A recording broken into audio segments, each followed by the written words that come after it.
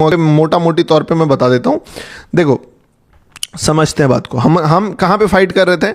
हम यहाँ पे फाइट कर रहे थे, यहीं पे फाइट कर रहे थे ना। 2 मिनट देता हूँ और 2 मिनट में इसको समझाने की कोशिश करता हूँ। मैंने क्या बताया था कल आपको कि देखो मार्केट में ना एक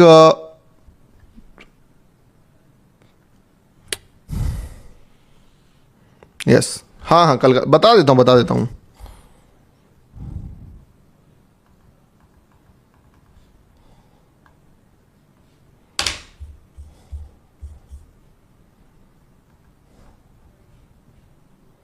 बता रहा हूँ।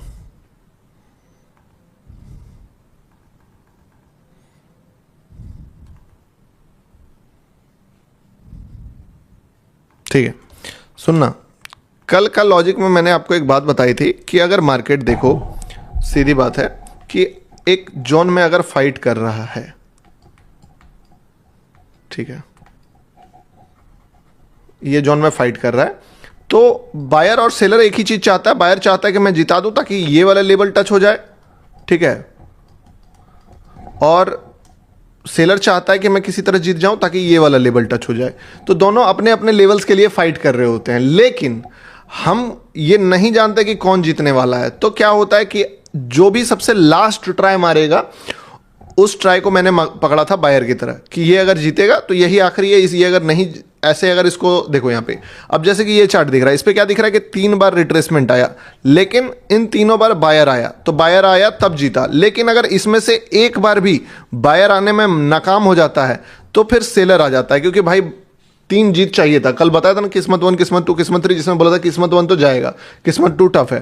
तो पहला बायर जो यहां से निकला था वो आया था, सेकंड बायर ना आगे पहले सेलर आ गया, और इसीलिए मार्केट वहां से जो सबसे बड़ा बायर हम लोग पकड़े थे वो हार गया। मैं बताता हूं अब इसको चार्ट पे आपको, देखो यहां से समझो क्या दिक्कत थी कि मार्केट यहां से निकला, निकलने के बाद इस जगह पे काफी ज्यादा टाइम पास करा। अब तुम सोच के देखो कि एक साइडवेज एरिया क्रिएट किया, ऊपर का लिक्विडिटी लेके आ रहा है, ठीक है। इस लिक्विडिटी के बाद ध्यान से देखना, इस लिक्विडिटी के बाद एक्चुअली में मार्केट को क्या करना चाहिए?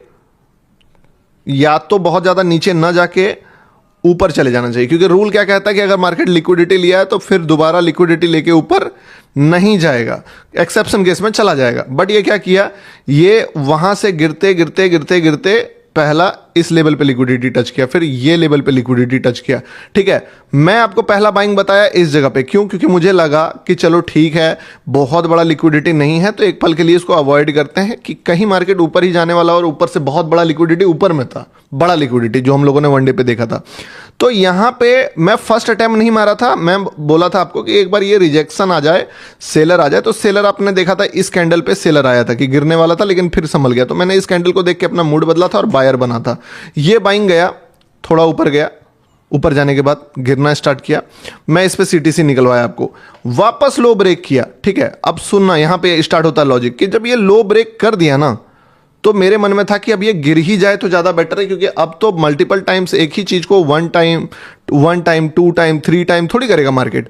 तो ये 1 2 3 हो गया था, और 3 दफा जब मार्केट किसी भी जगह का लिक्विडिटी ले लेता है तो वो वीक हो जाता है। यानी कि अगर कोई लेवल है उस पर मार्केट एक बार जाके ब्रेक दे दिया तो ये गिर सकता है, लेकिन दोबारा पहुंच गया तो भी लगता है कि चलो ट्रैप है, तीसरी बार पहुंच गया तो यहां पे अब देयर इज नो लिक्विडिटी। अब अगर मार्केट नीचे गिर के ऊपर जा रहा है तो ये ऊपर चला जाएगा, क्योंकि यहां पे कोई भी ऐसा लिक्विडिटी बचा नहीं है जिसको मार्केट 2 से 3 बार में टच करेगा। इसलिए आप नोटिस करते हुए कोई भी मेजर लेवल को छूते ही मार्केट गिर जाता है, या तो कोई भी मेजर लेवल को छूते ही मार्केट चढ़ जाता है। तो इसके कारण जब ये 3 बार मार्केट ने लेवल यहां पे टच करा था 1 2 3, तो मेरा माइंडसेट थोड़ा सा डरा हुआ था। अब 3 बार के बाद जब आपको पता है कि इस बार गिरेगा तो ब्रेकडाउन ही दे देगा, तो मैं इस पर्सपेक्टिव से सोचा कि अगर इस बार गिरेगा तो ब्रेकडाउन ही आ जाएगा।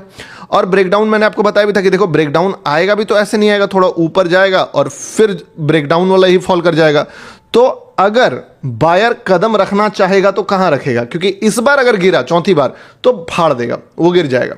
तो इसके कारण इस लेवल से पहले जब मार्केट यहां पे संभला तो मैंने आपको एक बाइंग का अपॉर्चुनिटी दिया, क्योंकि मैंने ये जगह ढूंढा था कि चलो बायर अपना सबसे बेस्ट जगह कहां पे लगाएगा। और मुझे जहां तक लगा कि इस लिक्विडिटी से पहले ही ट्राई करना पड़ेगा इसको, क्योंकि अगर ये किसी भी तरीके से इसका लो ब्रेक कर देता है तो क्या होगा कि ये चौथा अटेम्प्ट हो जाएगा और जितना भी बायर बार बार बाय कर रहा है यहाँ पे संभालने के लिए, वो बायर लास्ट में हाथ हटा लेगा, एक पार्टी का हार मान लेगा। एक पार्टी जैसे हार मानेगा लेवल अगला टच हो जाएगा। तो मैं सोच रहा था कि अगर वो पार्टी सेलर हो जो हार मान ले तो बाइंग जीत जाएगा, और अगर वो पार्टी बायर हो तो सेलर जीत जाएगा। तो मैं सोचा चलो अगर वो पार्टी सेलर निकले तो जिसको हारना पड़े, तो इसीलिए मैंने यहाँ पे बाइंग देखा।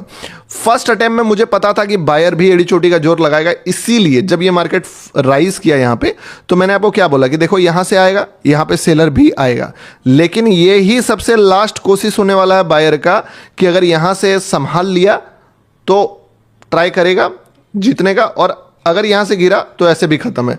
तो मार्केट ने यहां से संभाला, संभालने के बाद जैसे ऊपर गया, ये फर्स्ट लेवल था यानी कि पहला स्मॉल लिक्विडिटी।